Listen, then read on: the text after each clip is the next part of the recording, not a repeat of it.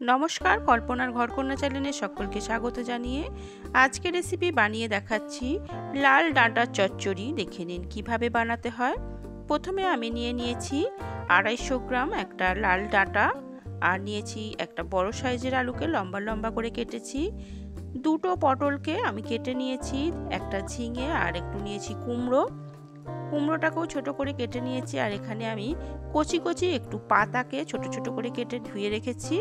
নিয়েছি সর্ষে বাটা 2 চামচ, একটা কাঁচা লঙ্কা দিয়ে এবার কড়া গরম করে নিয়েছি। নেবার পর দিয়ে দিলাম 3 চামচ সর্ষের তেল। তেলটা ভালো মতো গরম হয়ে যাবার পর দিয়ে দিচ্ছি হাফ চামচ 5 ফোড়ন, দুটো শুকনো লঙ্কা, দিয়ে দিচ্ছি একটা ছোট সাইজের পেঁয়াজকে আমি সরু সরু করে কেটে রেখেছি, সেই পেঁয়াজটা দিয়ে দিচ্ছি। আপনারা যদি এটা নিরামিষে বানাতে চান তাহলে এই পেঁয়াজটা এখানে না দিলেই এটা নিরামিষে হয়ে যাবে। আমি জাস্ট একটু পেঁয়াজ দিয়েছি। দেবার পর পেঁয়াজটাকে একটু নাড়াচাড়া করে নিলাম। প্রথম ভালো করে একটু পেঁয়াজটা ভাজা হয়ে যাবার পর এখানে দিয়ে দেব কেটে রাখা পটলটাকে দিয়ে দিলাম। আর পটলটাকে দিয়ে মিনিট দুয়েক সময় আমি কড়াতে একটু ভেজে নেব।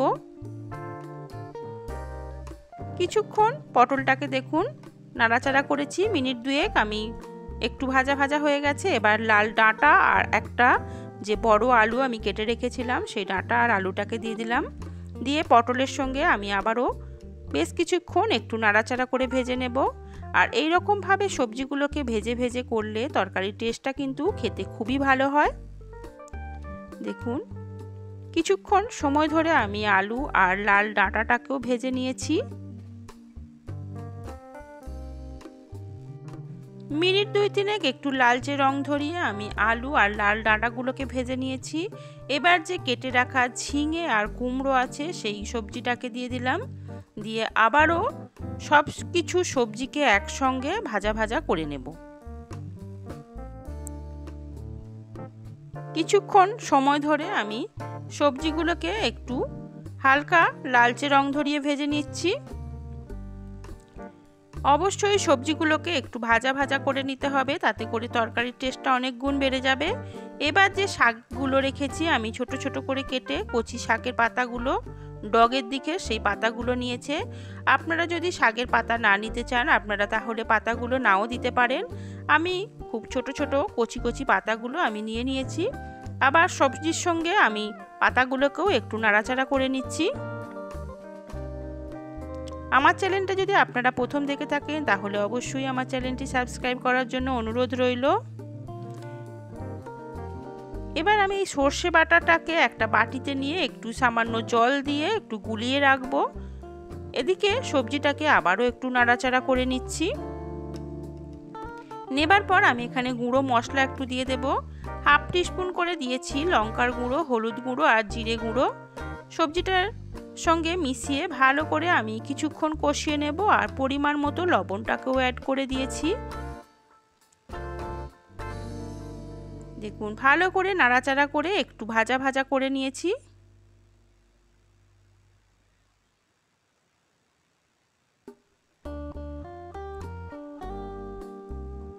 অবশ্যই একটু সময় ধরে এখানে সবজিগুলোকে একটু কষাতে হবে।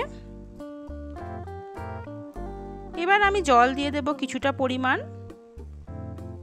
দেখুন অল্প একটু জল দিয়ে ঢাকা দিয়ে আমি সিদ্ধ করে নেব। প্রথমে অল্প একটু জল দিলাম, খুব বেশি জল আমি দিইনি, দেখেই বুঝতে পারছেন।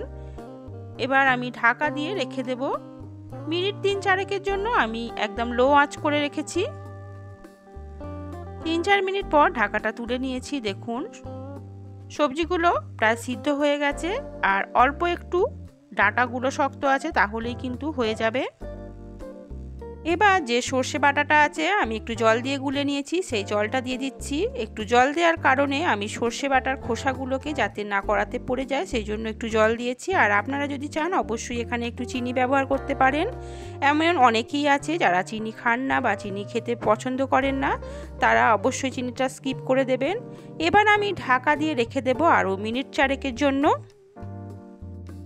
4 মিনিট পর ঢাকাটা তুলে নিচ্ছি। দেখুন তরকারিটা খুব সুন্দর করে একদম রান্না হয়ে গেছে। জাস্ট আলতো হাতে একটু নাড়াচাড়া করে নিচ্ছি। আমার রেসিপিটা যদি আপনাদের পছন্দ হয়ে থাকেন তাহলে অবশ্যই বন্ধু বান্ধবদের সঙ্গে শেয়ার করতে পারেন, আর রেসিপিটা কেমন হয়েছে কমেন্টেও জানাবেন। আমার রেসিপিটা যদি ভালো লেগে থাকে অবশ্যই লাইক করবেন, আর আমার চ্যানেলটিকে অবশ্যই সাবস্ক্রাইব করে রাখবেন। পাশে থাকা বেল আইকনটা অবশ্যই প্রেস করে রাখবেন, যাতে করে যখনই ভিডিও ছাড়বো আপনাদের কাছে নোটিফিকেশান পৌঁছে যাবে। এবার আমি তরকারিটা নাবিয়ে দেখাচ্ছি কেমন হলো। দেখুন কত সুন্দর দেখতে হয়েছে আমার লাল ডাঁটা চচ্চড়ি বা ডেঙ্গো ডাঁটার চচ্চড়ি। আমাদের এখানে এটাকে ডেঙ্গো ডাঁটাও বলে, আপনারা কমেন্টে জানাবেন আপনারা কি বলে ডাকেন এই লাল ডাঁটাটাকে।